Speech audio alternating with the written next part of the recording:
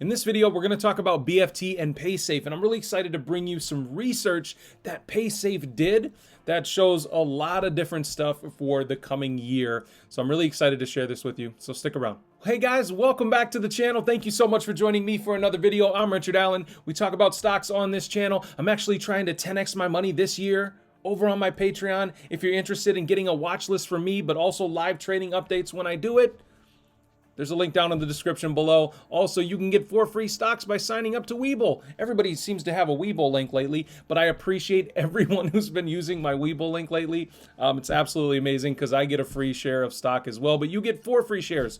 So if you don't have a WeBull account already, all you have to do is sign up, deposit $100. It's a pretty cool thing. So that's my commercial for the day. Let's jump right into the Paysafe news. So we've got this article here from Business Wire, and it's absolutely fantastic. Paysafe did some really, really great research here. It says payments crucial to ongoing growth of U.S. online sports betting market. Paysafe research reveals that streamlined payouts and alternative payment methods are critical to the market's success in 2021. This research digs into a lot of things, okay? It digs into how likely people are to cancel an iGaming service if their card gets declined, how likely people are to keep a service if they have alternative ways to bet and fund their accounts. It talks about the percentage of people that plan on betting more this year versus last year. There's a bunch of stuff in here that I think really shows the growth potential that iGaming has. And remember, Paysafe is similar to Square, PayPal, things like that. They run the background payment systems for a lot of massive games like Roblox and Fortnite and different companies like that, but also different gambling institutions. We talked about them recently partnering with different casinos in Colorado and that kind of thing. And the state of Colorado. So there's a lot going on with Paysafe on the gaming side of things. And as regulation gets better and better for this space, Paysafe's revenue should skyrocket. It just should, right? And I think Paysafe is still flying under the radar for a lot of people for a few different reasons. But BFT is still in that $15 range for a SPAC, and that's fantastic for a company with $100 million in revenue. I mean, just think about it. So one of the big parts about this article, we're just going to jump right in and read it. I will get into this first paragraph here, is one of the biggest challenges that different iGaming companies face is cards getting declined and people not being able to fund their accounts. Now, we'll get into it further in this article here, but when cards get declined, people tend to take it out on the iGaming service as opposed to themselves, right? Like when cards get declined, they're like, I don't have any way to pay. This sucks. I'm leaving, right? And then they leave the service. So the importance of Paysafe is offering alternative methods to pay, and we'll talk about that here in a second. It says, quickly and easily receiving payouts of winnings is the most important factor for U.S. sports bettors when selecting an online sportsbook, and prioritized by 37% of players according to research released today by Paysafe, a leading integrated payments platform. The latest All the Ways Players Pay report also suggests that offering digital wallets and other alternative payment methods allows sportsbooks to overcome the challenge of card declines. It says, based on a consumer survey commissioned by Paysafe in December 2020 in 8 regulated iGaming markets, Colorado, Illinois, Indiana, Iowa, Nevada, New Jersey, Pennsylvania, and West Virginia, the market reveals the paramount importance of streamlined, frictionless payments to the market's future success. When choosing an online brand, players are prioritizing fast payouts and considering this more important than brand reputation, promotions, competitive odds, and sports markets offered. Getting payouts right also appears fundamental to customer retention, with 79% of sports bettors left with a negative impression of an online sportsbook if they wait longer than expected to receive funds after making a withdrawal. Essentially what that section talked about, okay, is it's more important for brands to pay out as quick as possible than it is to offer promotions, competitive odds, and sports markets offered. It's more important that when they win or when they need their money, they can get it as quick as possible. and that's a service that Paysafe offers. Okay, so you need to factor this kind of stuff into your thinking when you think about Paysafe in the future, because now this survey was done with 8 regulated markets. We've talked about Paysafe a few times, and maybe you don't know, but the iGaming space is growing here in the United States. It's going to go from 9 to 10 markets to 20 markets this year alone. So it's going to double in terms of, revenue and stuff like that, and the possibility for Paysafe to add their payments platforms onto these different gaming services is going to be massive, because there's going to be not only an increase in states, right, but increased competition once more and more money floods into this. And that's what we're going to get into here in a second, is how many of these players plan on betting more, and how many of these players got comfortable because of this year specifically. It says players' focus on payouts comes amidst a broader online shift in the U.S. gaming space galvanized by COVID-19.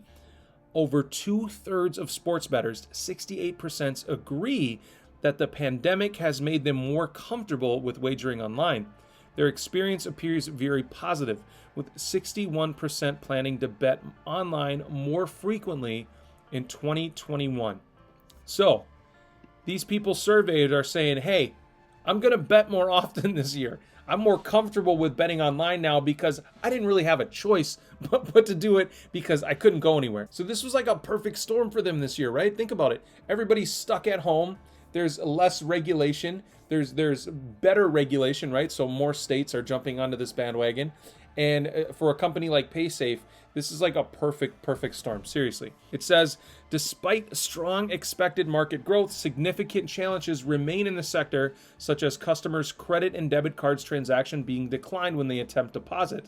So here's the part about declining. This number seems to be growing, with 14% of sports bettors consistently incurring card declines, compared to the 10% reported in the very first All the Ways Players Pay report of January 2019, suggesting the issue is arguably getting worse. Card declines inevitably impact a brand's customer retention and ultimately acquisition. Close to half of players, 47%, would blame the sportsbook directly for a decline. 45% would leave the brand due to persistent card declines, and 65% would not recommend the sportsbooks to peers. I don't know. It doesn't sound like they dug into the research a ton on why these cards are getting declined. It's probably because these customers don't have the money to fund their account. That would be my guess. However, there's a chance that the payment processors are having issues with increased customer flow or whatever, right? And if that's the case, then that's a whole different ballgame. But it doesn't sound like they dig into that into this research and article at all. Let's just move on here. It says players' immediate behavior when faced with a card decline, however, indicates the value of alternative payment methods in helping a sportsbook overcome this challenge. So here's where it gets cool. While a card decline would drive 19% of players to leave the sportsbook, 73% would continue to attempt a transaction with the digital wallet, the preferred payment method of choice, 35%. 1 out of 10, 8% would use eCash. So eCash and digital wallets is really where Paysafe excels in this market, okay? The broader value to operators of alternative payments and digital wallets especially is indicated by analyzing high volume bettors, those who bet more than 7 times a week, while a credit card or debit card is a preferred payment method of all players, 29%. When focusing exclusively on the high volume bettors, this shifts to digital wallets, favored by 35%. So the people that are betting most frequently prefer to use digital wallets as opposed to a credit card or debit card, okay? The ability of digital wallets to move funds quickly and easily between multiple sportsbook accounts appears to be the rationale for this preference, with 84% of such players considering this important when wagering. eCash is the other major alternative payment method helping operators to meet player needs. Confidence in the security of online transactions is improving, with 64% of sports bettors saying they are more confident in making a deposit than they were a year ago, though concerns remain. Operators may be able to reassure such concerns with a payment offering that includes an eCash solution, which negates the need to share bank account or card details online, with 54% considering this the most secure payment method. This is a statement from Paysafe CEO. It says, since the 2018 U.S. Supreme Court repeal of the federal ban on sports betting, the market has shown incredible growth, most recently in the online and mobile space during the COVID-19 pandemic. Against the backdrop of additional states regulating iGaming, our research indicates that the online market will continue to expand in 2021 and beyond, and payments will play a critical role in helping operators drive that growth. He added, payments is a fundamental consideration when players choose and stay with a sportsbook. So it's vital that operators in the wider market streamline how players deposit, wager, and receive winnings as a result. Card declines remain a significant issue, and as industry stakeholders work to address this, operators can leverage digital wallets and eCash to provide players with alternatives that complete their payment offerings. So like right now, Paysafe is probably running around to all these states and saying, hey, let's jump on the bandwagon with us. Let's offer these services to your customers because they want them anyway. And that's why they're doing this type of research, so they can show these companies, hey, 64% of people are more likely to stay with you because of blah blah blah, right? So you guys gotta factor this in when you think about Paysafe and the longevity of Paysafe. I still think this stock is a bargain. I want to jump over to the stock price here because recently it's shot up as high as what, $17 a share, right? Before consolidating way back down into the 13s, and now it's like slowly stair-stepping up, which is really good price action for the long term of a stock. It really is. And I think that we're headed to 16 bucks again next week, and I think we're in a really good uptrend right now. But hey, I could be wrong. But seriously, I think we're on a really good uptrend right now. I think it's staying well in this channel here. It broke out below for a little bit here, but it recovered nicely. And people like Steve Grasso and the final trade of the day on CNBC Fast Money, they're still talking about it, right? They're still saying, hey, it could triple from here. It seems like every time Steve Grasso talks about it, it jumps quite a bit. But I agree. It could certainly triple from here, relatively easily, actually. So I don't see a reason why this isn't a 30, 40, $50 billion company in the next 3 to 5 years. I really don't. So I think this is a great investment.